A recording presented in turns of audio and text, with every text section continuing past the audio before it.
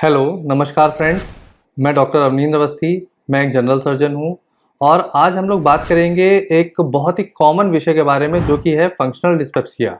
हम अपनी ओपीडी में आए दिन देखते हैं कि ये जो डिस्पेप्सिया है, फंक्शनल डिस्पेप्सिया, इसके पेशेंट बहुत ज़्यादा आ रहे हैं। इसके लिए सबसे पहले हमको समझना पड़ेगा कि डिस्पेप्सिया क्या है। अगर हम डिस्पेप्सिया को आम भाषा में डिफाइन करें तो डिस्पेप्सिया में कई ग्रुप ऑफ सिम्टम्स मिलके आते हैं, जैसे कि पेट का फूलना, ऊपर की ओर उल्टी आना, उबकाई आना, डकारे आना, पेशेंट के पेट के ऊपर के हिस्से में पेन होना, पेट में जलन होना, ये सब कुछ लक्षण मिलके एक डिस्पेप्सिया को बनाते हैं।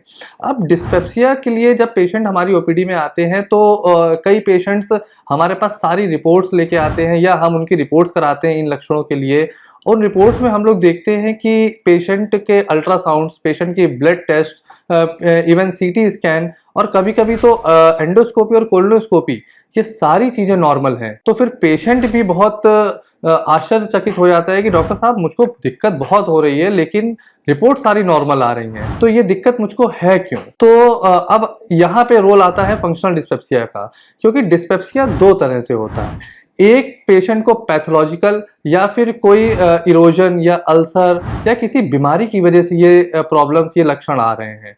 अगर कोई बीमारी किसी भी टेस्ट में निकल के सामने नहीं आ रही है तो फिर हम लोग पेशेंट की डिटेल्ड हिस्ट्री लेते हैं और फिर हमको हिस्ट्री लेने पे पता लगता है कि पेशेंट को कहीं ना कहीं एंजाइटी, स्ट्रेस, तनाव, डिप्रेशन, नींद ना आना, ये सब कुछ लक्षण पेशेंट को रहते हैं, जो कि आज के सिनेरियो में, आज की लाइफस्टाइल में बहुत ही कॉमन हो गए हैं। तो अब हमको ये देखना है कि ये जो फंक्शनल डिस्पेप्सिया है, इसके पेशेंट्स को कैसे पहचानेंगे। तो यहाँ पे हमें सबसे पहले, आप लोग सोच रहे होंगे कि स्ट्रेस का पेट से क्या संबंध, तो बिल्कुल संबंध है फ्रेंड्स। अगर हम देखें कि यहाँ पे हमको समझना पड़ेगा कि गट ब्रेन एक्सिस को, गट ब्रेन एक्सिस एक ऐसा वर्ड है जिसको अगर हम आम भाषा में या नॉर्मल शब्दों में इसकी बात करें तो कुछ ऐसे न्यूरोट्रांसमीटर्स होते हैं हमारे ब्रेन में जिनका डायरेक्ट संबंध हमारे गट से या हमारे पेट से या हमारी आंतों से होता है।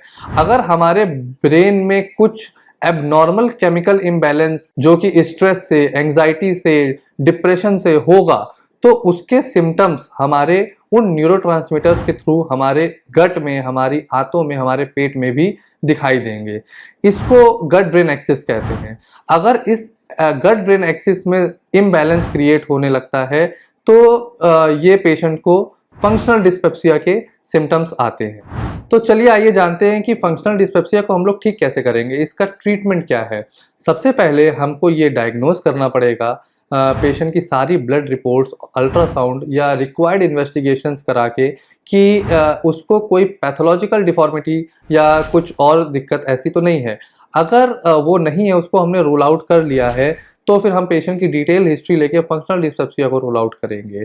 अब फंक्शनल डिस्पेप्सिया के ट्रीटमेंट की बात करें तो स्ट्रेस, एंजाइटी जो कि पेशेंट का कॉज है, उस कॉज को हमको दूर करने के लिए पेशेंट को सबसे पहले एडवाइस करना चाहिए कि उसको हमको योगा, प्राणायाम, ध्यान, मेडिटेशन, इस तरह के कुछ एक्टिविटीज करनी चाहिए। पेशेंट को फिजिकल एक्टिविटीज करनी चाहिए, किसी भी स्पोर्ट्स में पेशेंट को इन्वॉल्व होना चाहिए। हर दिन 30 मिनट से लेकर 45 मिनट तक पेशेंट को अपने फिजिकल एक्टिविटी को देना चाहिए, जिसकी वजह से पेशेंट को का ब्रेन काम रहता है, शांत रहता है, अच्छे हार्मोन सिक्रीट होते हैं और पेशेंट को गट में बहुत आराम मिलता है।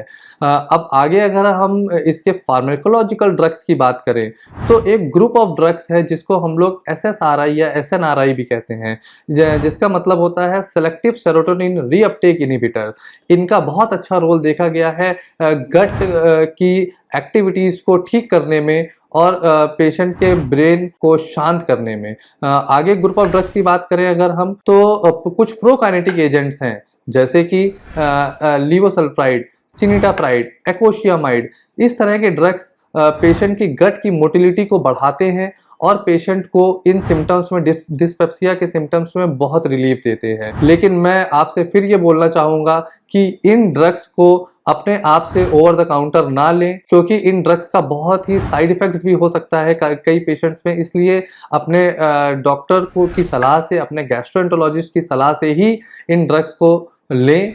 और अगर आपको इस तरह के कोई भी सिम्टम्स आ रहे हैं और आपकी सारी रिपोर्ट्स, अल्ट्रासाउंड और बाकी सारी रिपोर्ट्स नॉर्मल आ रही हैं, तो आप अपने पास में एक अच्छे गैस्ट्रोएंटरोलॉजिस्ट से ज़रूर संपर्क करें और अपने इस फंक्शनल डिस्पेप्सिया को रूल आउट करके ट्रीट करें। Thank you.